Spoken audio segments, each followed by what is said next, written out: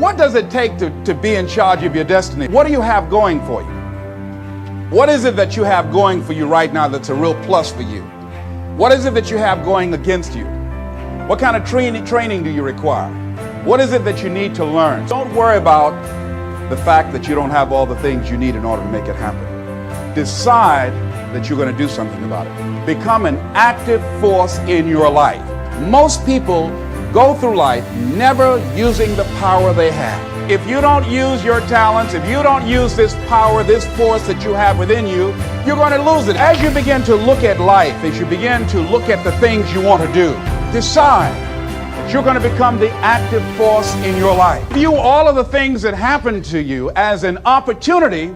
Now you become an active force in your life. Now you are the one, rather than running from things as they begin to change, you become a change driver, because you know that you've got the power within you to make the difference.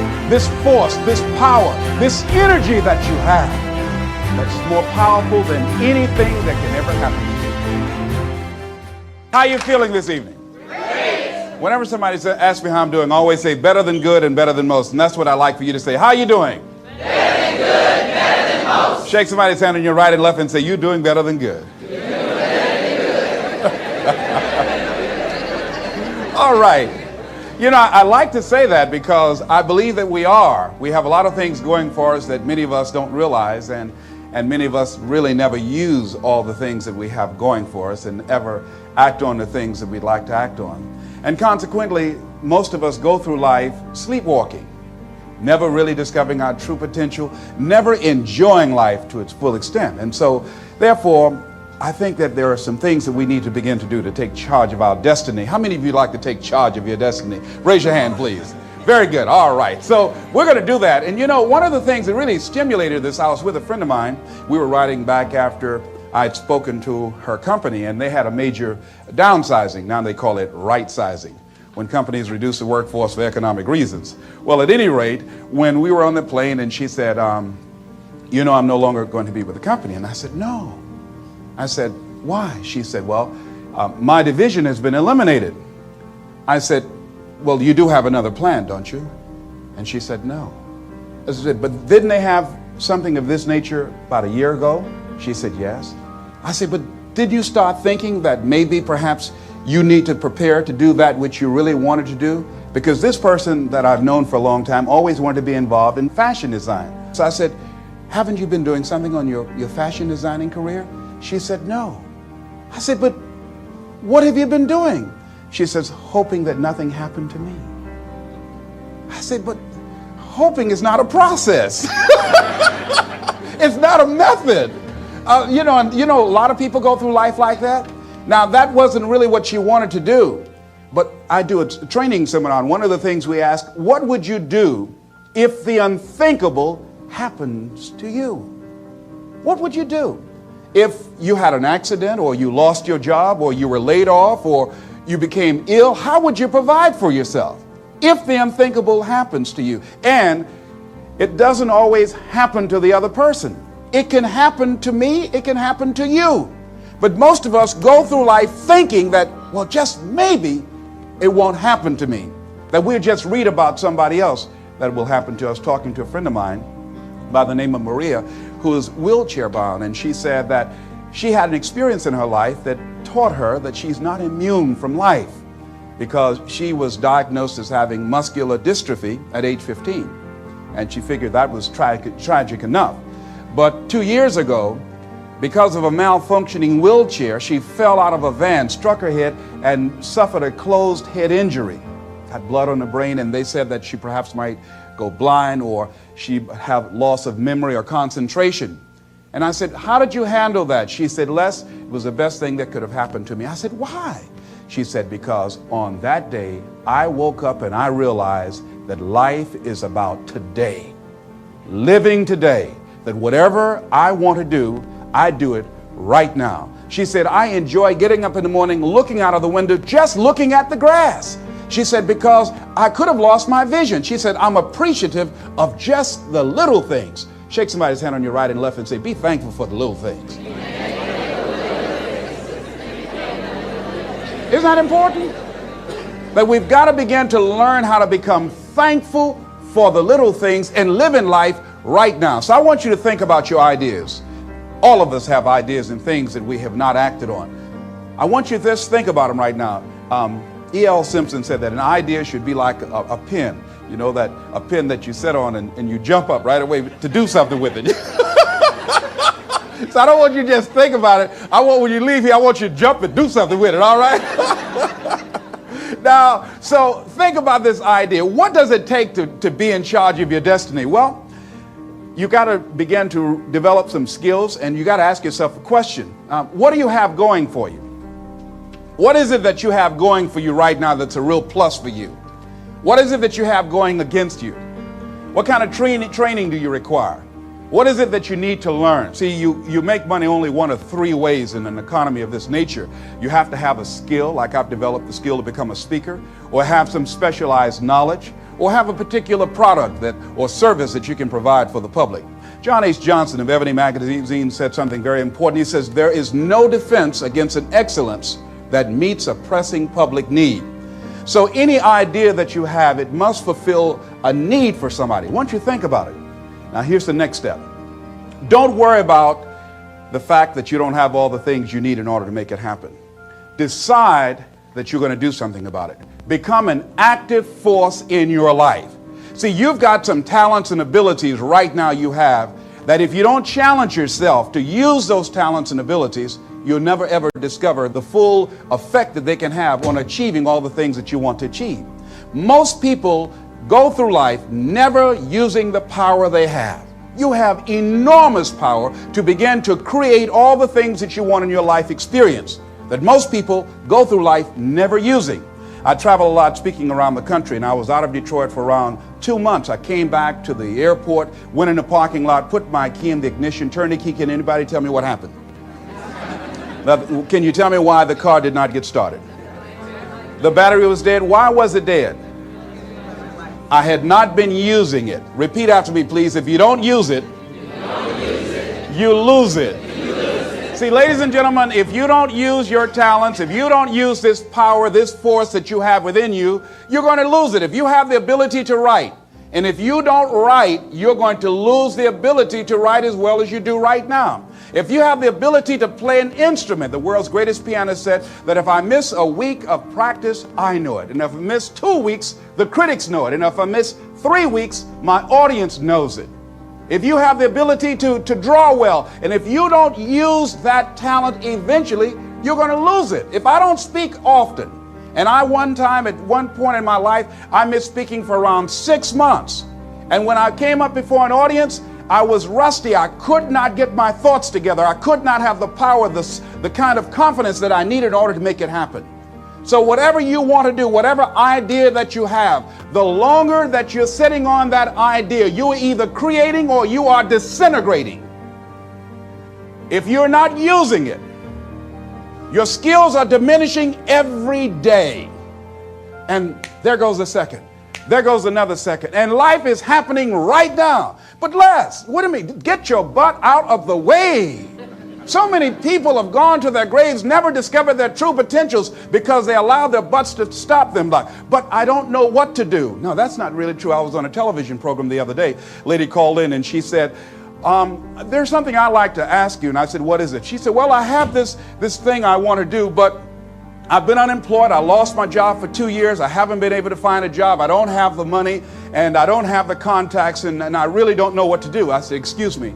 I said, the fact that you don't have the money or the contacts really is not the issue. I said, what's the real issue? She said, what do you mean? I said, what's stopping you from doing what you want to do? She said, well, I don't know. I said, but if you did know, what would your answer be? She said, well, I think maybe I'm afraid. I said, what are you afraid of? Maybe I might fail. See, a lot of people allow fear to stop them from living their dream. Answer your calling. Whatever you're called to do, don't count yourself out. Don't say, I can't do that. Many of us go through life saying no, and you don't even know what you're saying no to.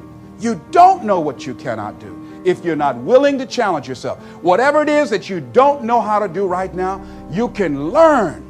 I did not know how to speak for major corporations. I didn't know how to do that. But I decided to become a student. If you do your research, if you do your homework, if you make the commitment that I'm going to learn, when you look at what do I have going for me, and drop your buckets where you are, decide I'm going to work and get myself together. A guy named Jim Rohn said, if you develop your gifts will take you places that you'll never begin to imagine. And I decided to do one thing. All my life, I've been a jack of all trades and master of none. I mean, I did a little of everything. I was a disc jockey.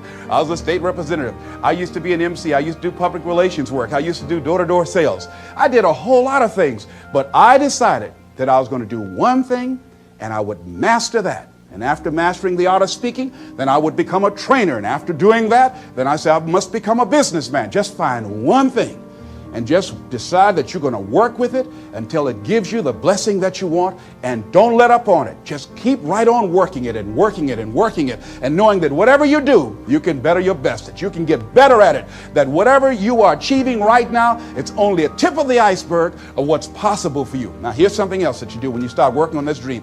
Give it everything you got. See, put your heart in it. Most people, when they're working on dreams, they don't give it everything they have. I heard a guy say in a book, the title of it was, All You Can Do Is All You Can Do. And all you can do is enough. Well, see, most people don't do all they can do. Most people go through life holding back. Have you ever had the experience of starting your car and you mash down on the accelerator and the car, boom, wait a minute, hold a minute. Start mashing again and it was not moving, it was very hard, and all of a sudden you realize that you had the emergency brakes on? How many of you ever had that experience? Raise your hand, all right? Then you release the emergency brakes and then the car moves, boom, unencumbered. Most of us go through life with our emergency brakes on. Well, it might not work out. People might talk about me. I don't have enough money. I don't have enough education. I'm too ugly.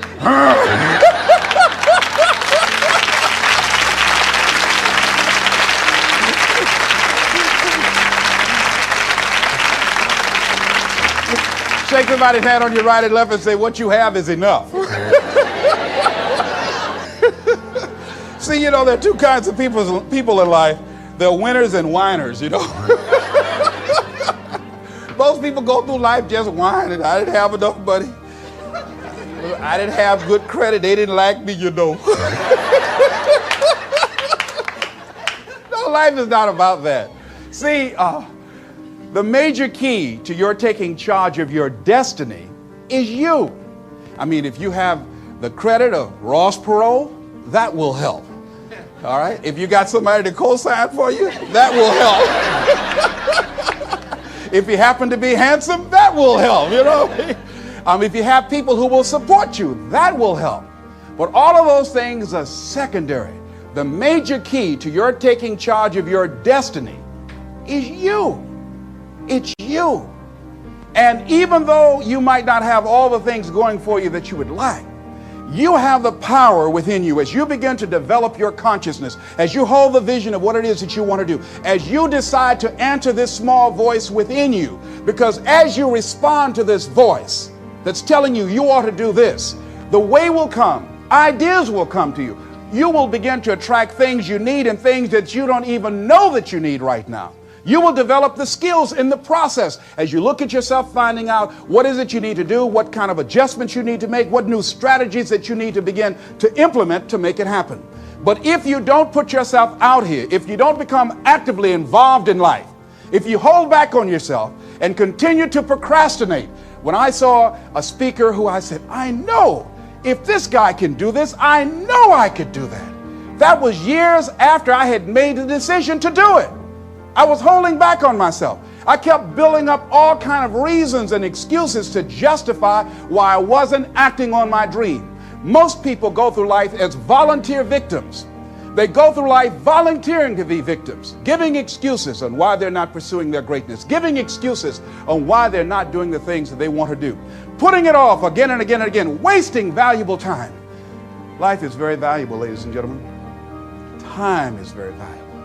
And it's very fragile. You've got to decide to do what you can right now and don't delay. living your life like a sense of urgency. Repeat this, please, and tell somebody on your right and left. Live your life now. Be happy now. This is not a dress rehearsal. Do that, please.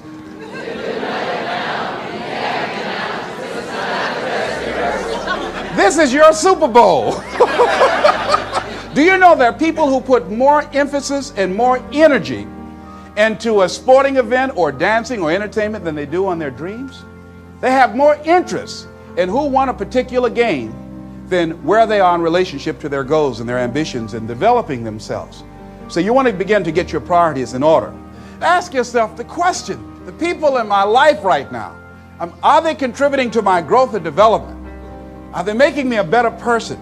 What I'm doing right now, is it nourishing me? Does it empower me? Is it giving me what I need out of my life right now? Is it challenging to me? Is it making me stretch mentally and emotionally and spiritually? Is it getting the best out of me? See, this is the only life you've got. So you don't want to squander it doing something you don't want to do, feeling you can't do any better. You can do better. You should do better. You deserve to do better. You're entitled to that. That is your right to do better. So resolve that within yourself. Make it something in your life that you just won't compromise on. See, it is important to me that I be able to provide for my mother. That is not optional. To be able to provide for my children. There's a standard of living that I'm going to enjoy. It is not optional. It's not something that I would like to see happen. It's not something that it'll be okay. It's something that I value. And as you begin to look at your life, draw the line and say, hey, what is it that I need that can give me a sense of fulfillment? What is it that I need right now that I would enjoy, that will give my life some music and some power? Decide that, because you deserve that. But if you don't decide that and decide to make that happen, it will never happen for you. It will never happen for you. I did a training years ago, and after this particular seminar, I'll never forget a lady who was 85 years old. She stood up and we asked her a question, anybody has anything brave to share? And she said yes. She said, this was a very enriching seminar for me. It really opened my eyes. She said, I'm 85 years old. She said, all my life, she said, I sacrificed my dreams for everybody else, for my family, for my husband, for my children. She said, I've really never done anything for me of value, of the things that I really find important. She said, I say to you young people, you won't be in my situation right now if you decide to live your life now. She said, if I had my life to live over, I would do things differently. She said, but I don't have it to live over. And when I go home, I got news for my husband.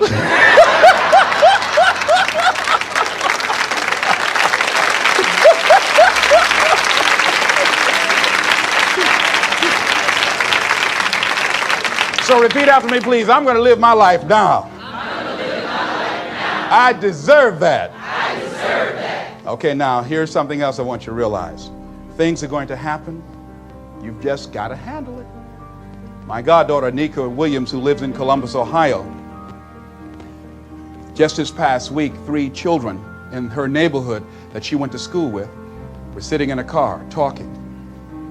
An intoxicated driver lost control of his vehicle and ran into that car and killed those 3 kids.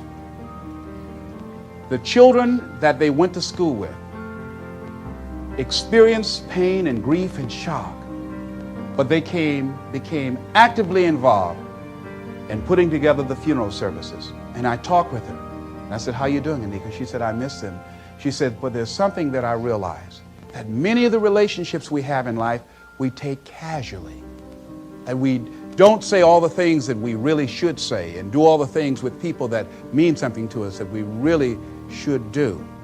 And she said, I'm going to miss them, but it's really alerted me about how unpredictable life is. And so now she's going to become a very sharing person, more so than ever before, and all of the other young people that were involved. But they were handling it. And as you begin to look at your life, decide to handle things. When you decide that you want to begin to take control of your destiny, there are going to be some sacrifices that you're going to have to make. There'll be things that you're going to have to decide, I got to give this up. I've got to let this go. Many times you will have problems in your personal relationships. When I decided to become a motivational speaker, I was gone sometimes for weeks when I left home before coming back. And I'll never forget, I did a big major rally for a guy by the name of Dexter Yeager, a big Amway rally called Free Enterprise Day. And after speaking, people were chanting, "We want the motivator, we want the motivator." Well, I was excited.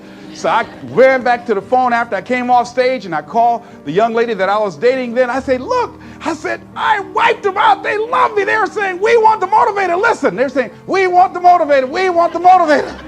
So she said, "Les, I need to tell you something." I said, "What?" And I heard a voice in the background said, "Hurry up and tell him." I said, "Who's that?" She said, "Les, you've been gone so long." I said, yes, I've been working on a dream, and I'm sorry, the relationship is over." "What? You gotta be kidding me." I said, "Hang up." I said, "Wait," and I said, "Mr. Motivator, come on." I said, "Hold a minute, wait." I said, "Mr. Motivator, come down." I said, okay. I went outside, I looked at the people, I said, "You got to have a dream that's real big."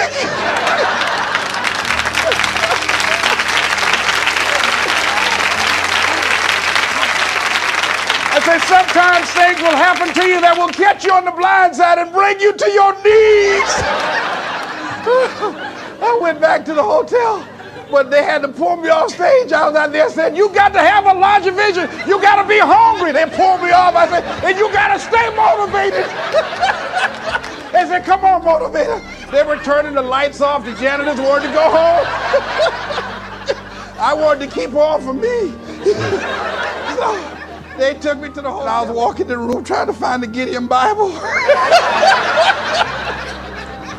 And Lonely was sitting on the bed saying, "How's your positive attitude? How's your larger vision now?" I'm telling you, when this happens, think it not strange. You're going to cry.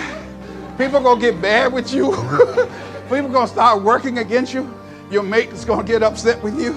"Where you going?" "I'm working on a dream." "I got your dream. You ain't going to know it." People are going to start going crazy on you, becoming jealous and envious. That's a part of the program. Understand that. See, that's why a lot of people say, "No, that's all right. I pass on the dream. That's all right." I just keep on biting my nails, hope nothing don't happen. But it's an experience that opposition, those obstacles that you will encounter, that's how you grow. That's how you become stronger.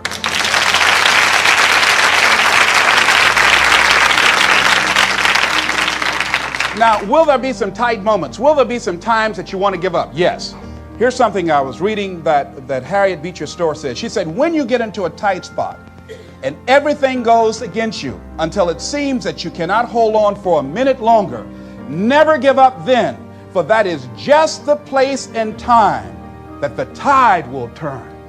Never give up then. And that is so important. When you're working on doing the things you want to do and fulfilling your dream, and things happen, there are times when your energy feels so depleted that you want to give up, that it looks just totally impossible. And I can tell you from my own personal experience, don't give up then. That's when you've got to fall forward, when life is kicking dirt in your face. Don't give up then. That's when most people turn back. Most people will tuck their tails between their legs and they will run in the opposite direction and say, "That's all right, life, I don't want this." All right? No. If you've decided that this is what you want to do, you've got to become courageous to stand up within yourself, to face it and step forward. And ladies and gentlemen, that is what gives your life meaning. Those things will begin to strengthen you like you can never begin to imagine. And I tell you, one of the most painful experiences I had in my life was also one of the most enriching, because they say that pain opens the space in the heart for joy. And because I did not buy into something, because I caught myself at a critical point and was able to back up and look at it, I was able to become free of the effects of what could have been a tragic situation for me and move on and do something about it. But I learned in the process that I had to learn to surrender and give certain things up. See, in life, everything that happens to you, there's a lesson in it. There's a lesson in it for you. If you look at it whatever happens to you, just look at and view life that you're a student of the universe and say, what's in here for me to learn? One of the most tragic things that happened to me that could have been a tragedy was when I wanted to buy my mother a home, and I did that. And in my haste, and it was the first major purchase of property that I ever made in my life. And so I was naive. And so when we were sitting there at the closing, the attorney said, have you done a title search? And I said, what's a title search? And she said, well, that's when you check to see whether or not there are any liens against the property before you purchase it so that you don't inherit any financial obligations of the previous owner. So the guy interrupted, said, look here. He said, the only reason that I'm selling you this house, and I'm doing it at a loss, I can actually make more money. But the only reason that I flew here from Philadelphia to sell you the house specifically is because I admire the fact that you're adopted and you want to buy this home for your mother. And he said, there are no liens on the property. I just want to help you. So I looked at my attorney. I said, I believe you. She said, Les, this is business. I'm not questioning his integrity, but I advise you not to sign the contract now. I looked at him. He said, if you're not going to do it, man, I'll just go ahead on and make the money that I was going to make. I said, okay, no. I want to do it. I said, I'll do it. So she said, okay. She said, this is not the last house in the world. I signed the contract. After being in the house for around 2 months, I received a notice that I had to pay a lien of $25,000 or I had to get out of the house. I called the attorney. I said, look here, sir. I said, my name is Les Brown. I'm the new owner of this property. I said, I bought this home for my mother. I said, she's 80 years old. I said, she has a bad heart, a serious condition. I said, and I just cannot give up this home. And I just exhausted all of my resources to buy the house. It's all I have. I said, can we work out some kind of monthly payments? I don't know how much I can get, but if you can work with me, I guarantee I'll give you my word. I want to keep this home. I'll pay you back. He said, we want the money in 6 weeks or you have to get out of the house. It's going to go on the auction block. I said, but I borrowed everywhere I could just to get the $12,000 to put down on it. He said, mister, that's not my problem. You should have had a title search done. So I went back home and I worried for weeks. I lost around 23 pounds. I would go home to catch the mail so my mother wouldn't get it. They put a listing in the newspaper. People were driving around, wanted to come in the house to look at it. So I put a sign out front saying that the newspaper article was an error, saying that the house was up for sale. And finally, when they were coming for the day they were going to auction it on the courthouse steps, I knew the moment the truth had come, I had to tell my mother. So I walked all night that night. Around 2 o'clock in the morning, the children were asleep, my mother was asleep. I said, Lord, why did this have to happen to me? I said, I'm trying to do the right thing. I want to provide for Mom. I'm not out stealing and robbing. I want to provide for my children. I said, why did this have to happen to me? I was personalizing, I was feeling like a victim. And so finally, I had to go in there and I had to tell my mama. So I kneeled by the bed. I said, Mama, I got something to tell you. She said, what? I said, we've got to move out the house. She said, why? I said, well, because of the fact that I made a mistake and I signed a contract when I should have had a title search done, and I can't pay the $25,000 outstanding lien against it. She said, good, I don't like this house anyway.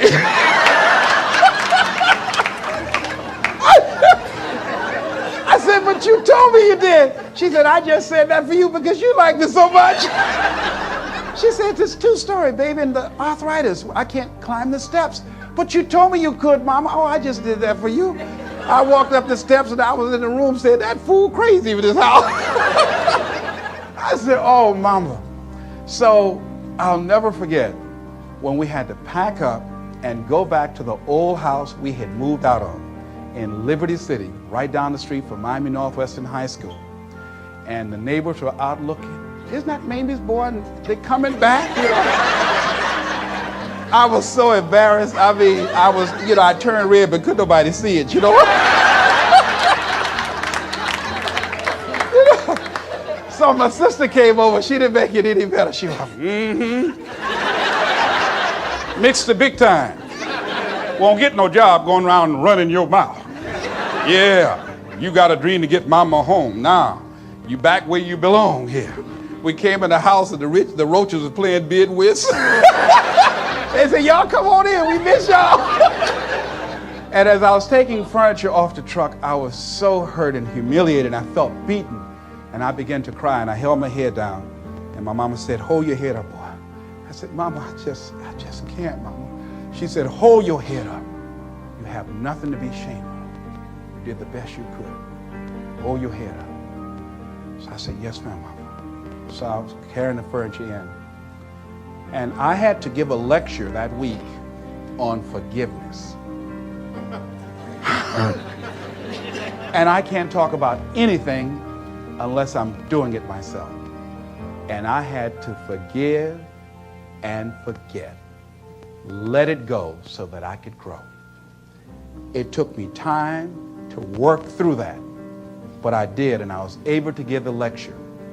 And to this day, I can't even remember the guy's name. But because I let it go and I began to focus my energy in the now, later I got a bigger and better home for my mama.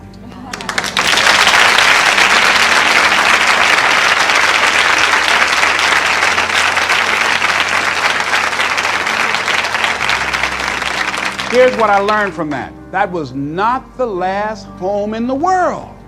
There were other homes. If I had just been willing to just let it go, he who cares less wins. And the guy called and said, you got to get out of there. If this is what happened, I could have, through worry and stress, I could have had a heart attack over a house that my mama didn't even like. Do you follow what I'm saying? So I now realize, hey, it's only things. And it's okay, they are replaceable.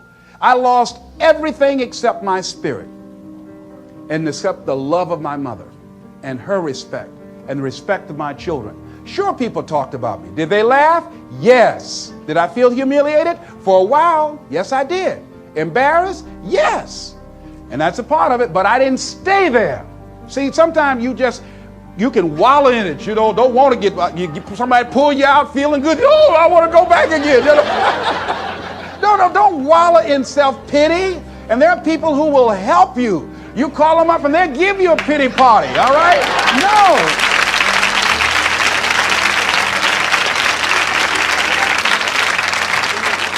I talked the other night about some explorers that were in Africa. And they saw these two little boys who were playing with some what appeared to be marbles. And they went up to these little guys and said, here, let me give you some candy for that. Little fellas ate the candy and liked that. Said, can we have some more? I said, yes.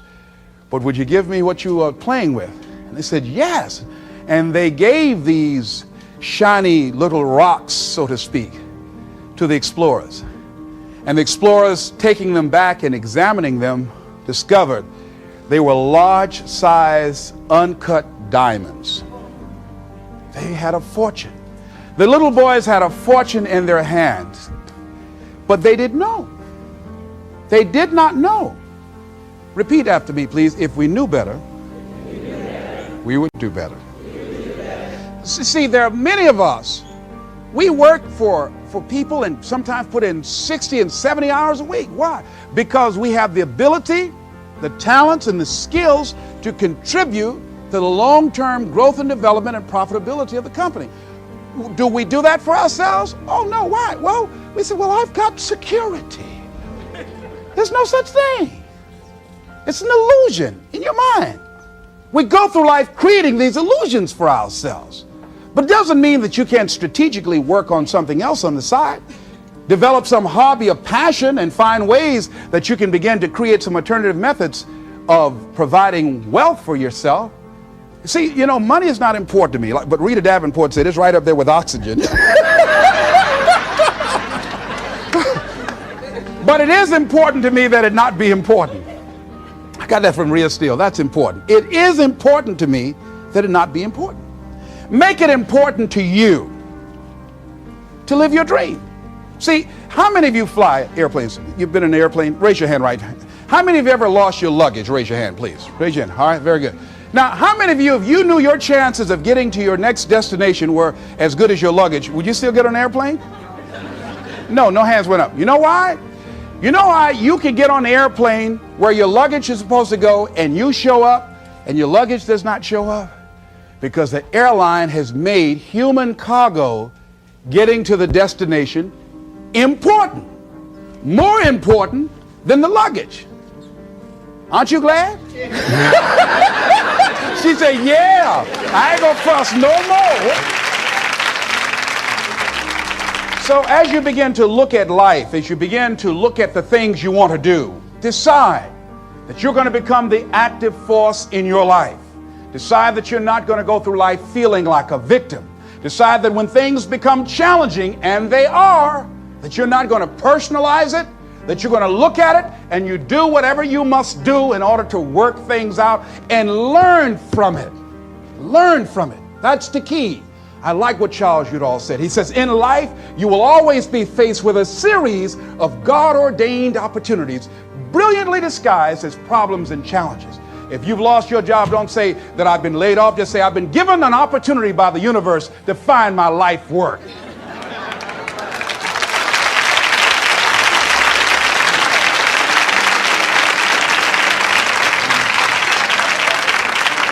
So as you view all of the things that happen to you as an opportunity, now you're taking it from a different perspective. Now you become an active force in your life. Now you are the one, rather than running from things as they begin to change, you become a change driver, because you know that you've got the power within you to make the difference. This force, this power, this energy that you have, that's more powerful than anything that can ever happen to you. You're more powerful than your circumstances or anything that you can experience right now. Decide that you're going to commit yourself to act on your ideas, to become happy. Commit yourself to live your dream. Commit yourself to become the architect of your future. There's something that I heard that Goethe wrote that I love very much. And it really, as you begin to operate out of this consciousness, you begin to experience a different level of living in terms of commitment. He says, until one is committed, there is hesitancy, the chance to draw back, always ineffectiveness. See, until you are willing to jump out there. Somebody asked me, how do I do that? I said, no. You don't need any answers now. You need to make the commitment. Once you make a commitment, then life will give you some answers. You can't decide just going to sit on the side of the pool and just stick your toe in. No, you've got to be willing to make the leap. Most people don't want to do that. They want to sit on the side and say, tell me, is it cold out there? Is it rough out there? Come on out and see. See, no, you want to decide to make that commitment, because then that's when you become involved in the learning process. He said, concerning all acts of initiative and creation, there's one elementary truth, the ignorance of which kills countless ideas and splendid plans, that the moment one commits oneself, then providence moves too.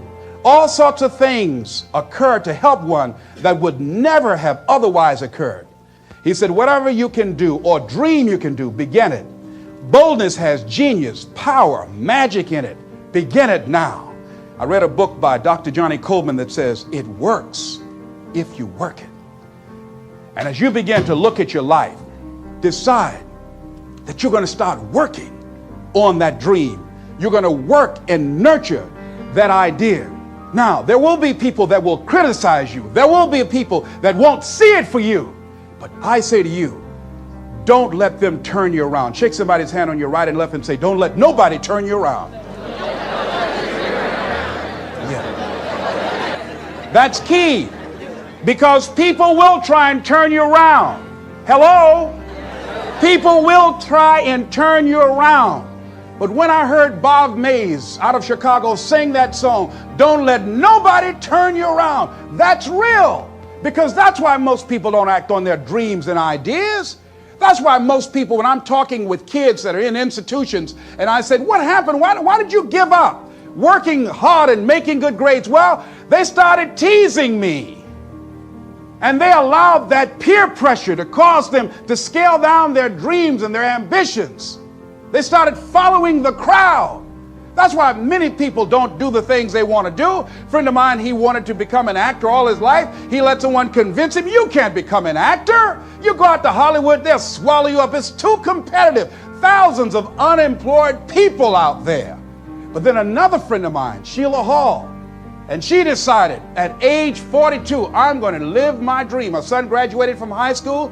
She decided to make the plunge, to go to Hollywood. Quiet person, never had any experience in the area. And because she decided to make the commitment, she is now working on a one-woman show. And she's been getting support from everywhere because she was willing to make the commitment. This other guy is far more talented and skillful, but he wasn't willing to make the commitment. So he goes to work every day to a job that's making him sick because he doesn't have the guts or the boldness to stand up in life and say, I'm going to live my dream. I'm going to commit myself to live out what's in me. I heard Dr. Johnny Youngblood say, I must live what's in me. I said, why do you do this? He said, I got to do it. I got to do it. And I'm saying, find something in your life that you say, hey, it might not work out, but I got to do this. Why? Hey, it's the one thing I love. It's my peace. It's my thing. You don't understand it? It's all right. It's all right.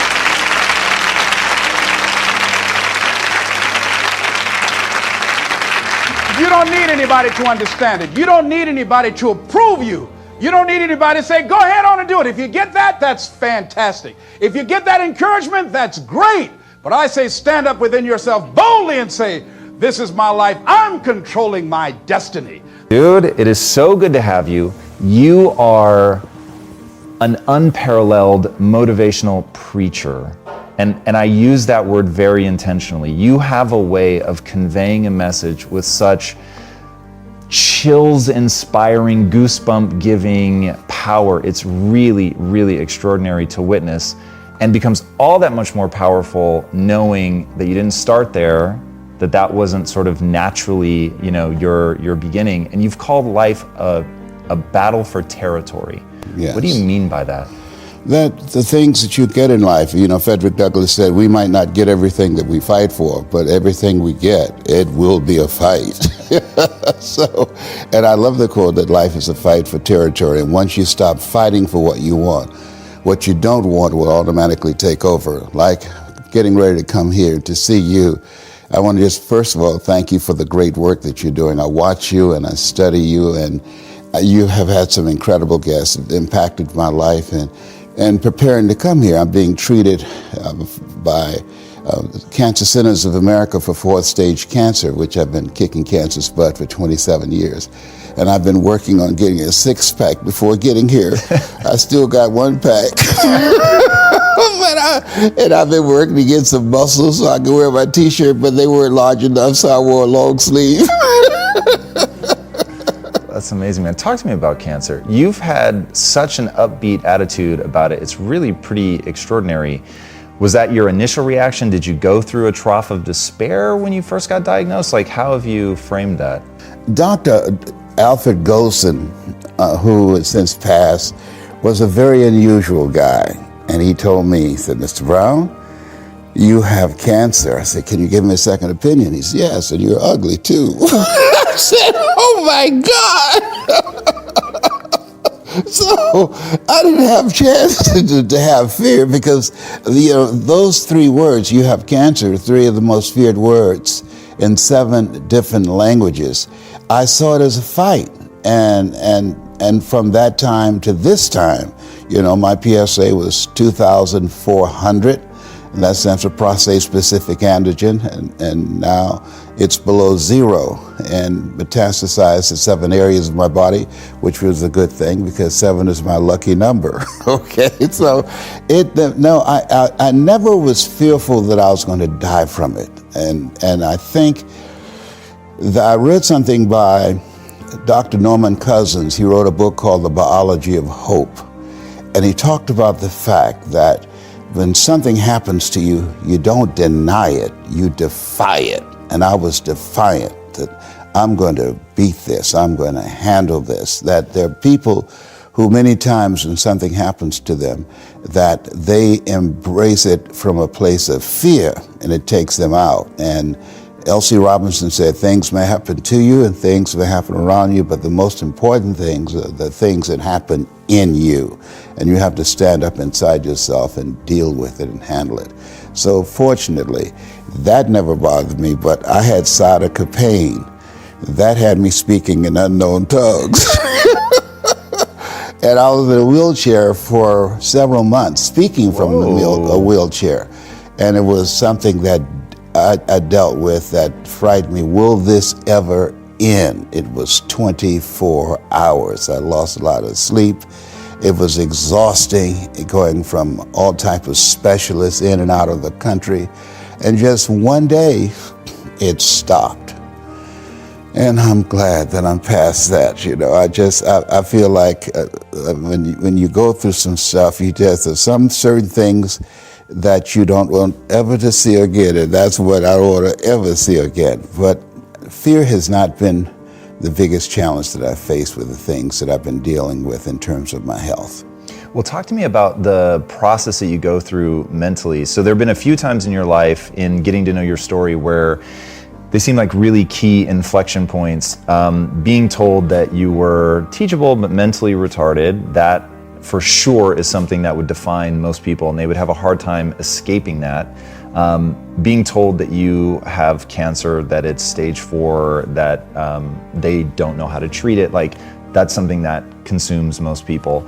How do you build that resilience? So maybe by the time you get to cancer, you've already done so much work, so I get maybe how that one you're protected by the mechanisms you've built, but in the beginning, how did you crawl out from under the labels that people were putting on you?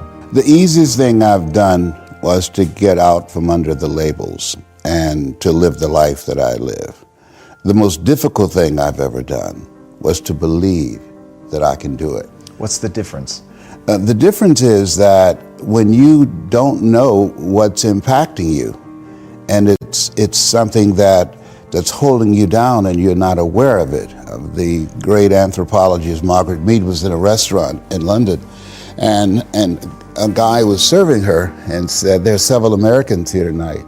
And she said, "Is that right?" "Yeah." So let me know when you serve them dessert. I'll tell you exactly how many are here. He said, "Oh, you couldn't possibly." And so he came back and said, "Okay, I've done it." And she got up and she walked around and she came back and she said, "There are around 25 here."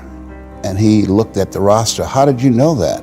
Say, "In America, we eat differently from you when we eat a dessert. You eat it from the crust toward the tip. We eat it from the tip toward the crust. When you eat a slice of pie, how do you eat yours?" Definitely, yeah, from the tip back to the crust, for sure. Yeah, okay, and so there are things that when you, in my situation, when you live in a dominant culture that is designed to destroy your sense of self and your belief in yourself, and you have to learn ways in which you can begin to connect with this power that you have within yourself to handle where you are. The key is to be constantly in a perpetual process of discovering the truth of who you are and fighting constantly to look for ways in which you can escape the inner conversation. I speak to audiences around the world, and I train speakers as well, and I tell them that when you speak, that there's an objective that you want to achieve when you speak to an audience, because how people live their lives is a result of the story they believe about themselves. So you as a speaker, when you speak in this program, when people see you, what you do is distract, dispute, and inspire. You distract people from their current story with your guests and the questions that you ask. Through the process of the ongoing questioning and the way in which they respond and the things they have learned, you dismantle their current belief system and inspire them to create a new chapter with their lives. And so, but that's an ongoing process of constantly interrupting that conversation, what psychologists call your self-explanatory style, because life is going to beat up on you in so many ways, and many things, they come back, negative thoughts and how you feel about yourself, they don't die. They come back once you stop doing the maintenance work on your mind listening to motivational messages, going to seminars and workshops, spending time quietly listening to the still small voice within. Who am I really? Is this really me? Am I giving my best? Am I just reflecting what's around me? Because all of these various things affect how we show up in life. And so having a strategy to continuously find ourselves reaching higher. Robert Schuller had a book, is not very popular, but I loved it. It's called Peak to Peak, U-P-E-A-K to P-E-E-K, because you're constantly reaching higher to find out and discover your better self. One of the things you mentioned as I was listening to you is a person, Mr. Washington, that shaped your life. I have a twofold question. We know one of the individuals who shaped your life was Mr. Washington. Another one was Miss Mamie Brown. But what has shaped your life? The desire to make my mother proud. I'm talking to you because of two women. One gave me life, the other one gave me love. God took me out of my biological mother's womb and placed me in the heart of my adopted mother. And so my mother, as a kid, she's my hero. You know, Father's Day came around, I gave her a Father's Day card too, because she was not just my mother, but she served as a father as well for 7 children that she did not give birth to. And I always wanted to do something to make her proud. I want to talk about greatness just for a moment. What has been your greatest life lesson? That there are things that you can do that you don't know that you can do.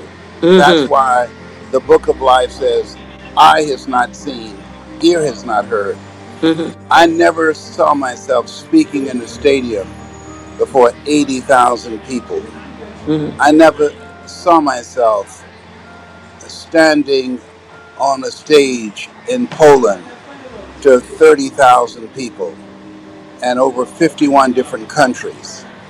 Those are things that I accomplished that I did not see coming. When I realized that there are things that we can do and things that we can achieve that we cannot see. And because we cannot see does not mean we cannot do it. That's why we're taught to lean not unto thine own understanding. That we've been programmed and indoctrinated with a mindset to be logical, practical, and realistic. But when you step out of your history, your mindset, and live from your heart, where your heart is, there your treasure is also, that transports you to begin to live out of your imagination. And Einstein said the imagination is the preview of what's to come. And it takes discipline and persistence to do that. That's what's required to get out of your head and into your greatness and to live and to do the greater work.